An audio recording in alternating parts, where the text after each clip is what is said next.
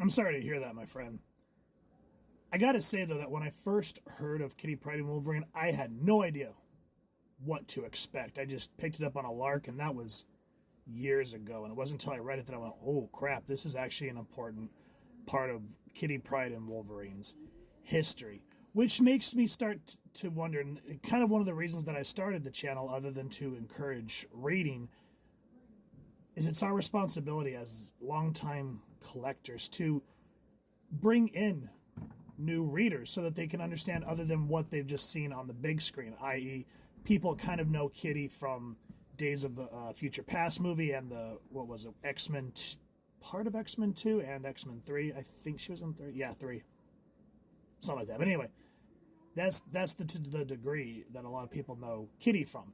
And even in the old animated series, because that's what started me reading X-Men in the first place, and I knew more about Jubilee and how they kind of, in the original series, how they twisted the Days of Future Past for Bishop to be the one to go back in time. I had no idea who Kitty Pryde was. So going back and reading it years later and going, man, I wish they've missed so many opportunities to introduce Kitty Pryde and get people to love her the way that we loved her. And again, if you think about it, when you talk to people that are just kind of getting into it or just kind of casual X-Men fans, they can talk about the Dark Phoenix saga because it's been done in so many different medias. The only one, in my personal opinion, that got it right was, of course, the animated series, but both times on film has been an absolute bust. And then again, at the tail end of the Dark Phoenix saga, Kitty was introduced. Again, just all these times that a character that we love has just sort of been set to the wayside. And she has become a very important, integral part of the X-Men. But because of the films adapting this several times, people know Jean Grey and the Dark Phoenix saga, but they don't know really a whole lot about Kitty or Colossus because he's just sort of gleamed over in all, on-screen media. But because of that, no one's going to ever really understand how Alpha Flight, the New Mutants, or X-Men battled Loki alongside Thor in the Asgardian Wars, which kind of stuck the New Mutants in Asgard. And talking of the New Mutants, not many people know who the New Mutants are because of, again, just not really a whole lot of, what's the word I'm looking for? Visual introductions. I mean, we had the New Mutants movie, so people kind of know who Ileana Rasputin is now, and Danny Moonstar and Rain Sinclair, but not to the degree that we know. I mean, they're not going to know who Doug Ramsey is. They're not going to know a whole lot about Sam Gerthy, or the fact that Danny became a Valkyrie during this story arc. And when the New Mutants returned to New York, when they met Cable, they didn't know that Danny wanted to stay behind, or the fact that this is sort of where poor Shen started becoming like they made her this big, robust lady, and she becomes a crime lord when they all return. Was it? Yeah, I think she returned back to regular time. It was somewhere along that time period, but I may be getting my mythos mixed up.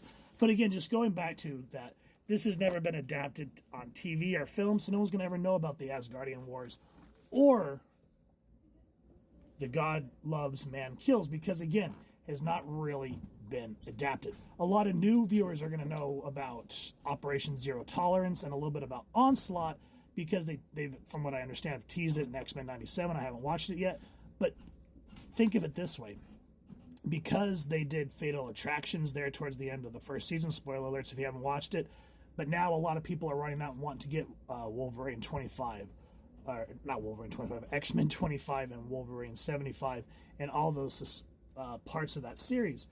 But because these have not been adapted into something that people want to watch on the big screen, they're never going to know the depths of these stories. And I feel like us as collectors, it's our job to do whatever we can to get people excited about reading and to show them why these characters are so important to us, why Madeline Pryor matters to us, why Nathan Summers is so important, why, even though Cyclops is a strong character, why he irked us towards the beginning of X Factor #1 and what he did to Maddie and Nathan. Though he kind of did have that redeeming quality towards the end of his tenure as the leader of X Factor when he had to give Nathan up to a Mother Ascani, which I will be going over that later on down the road.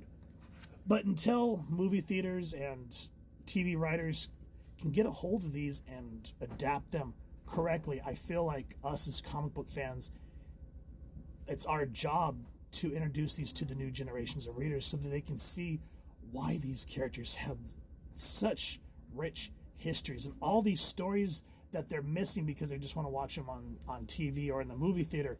Let's show them why they want to buy these comics, why Kitty Pryde and Wolverine is so important.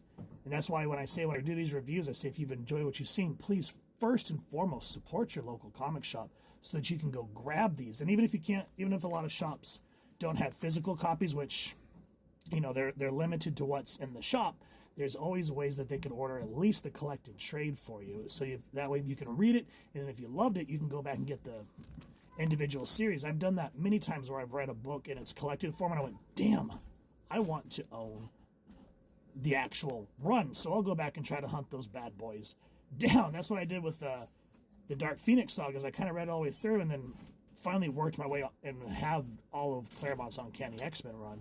So I hope that this kind of helps you and to get people excited. You know, it'd be kind of neat is to make videos about comics that you and your staff think are cool and put them on your TikTok page and see if people would be excited to come in and buy them. But that's just me. I just love talking about comics. I've been a fan since I was 6. I'm 40 now, and this medium is still very important to me. And whenever I see anybody get excited about it, it just fills my heart with joy. My son, for example, is 5, and he's just now getting into comics. So at night we read a comic book and 2 books, and it's just so exciting to see that new excitement and wonder as we flip through the pages. And he's like, "Who's that? What's that?" Or his favorite character so far is Crypto and Ace the Bat Hound. So I'm just like, yes, I'm just a proud papa. But whenever I see collectors, like they'll talk to me and they'll say, "Hey, you kind of inspired me to check out this series and I'm going to go read more of it," that makes me happy to know that we have another generation of readers that are going to share this with their friends and their loved ones. And then it just continues to where we can just preserve this history of why these books mean so much to every single one of us. Thank you for the comment. It inspired me to make this video and just talk about how we as collectors are responsible for getting others excited just like we are.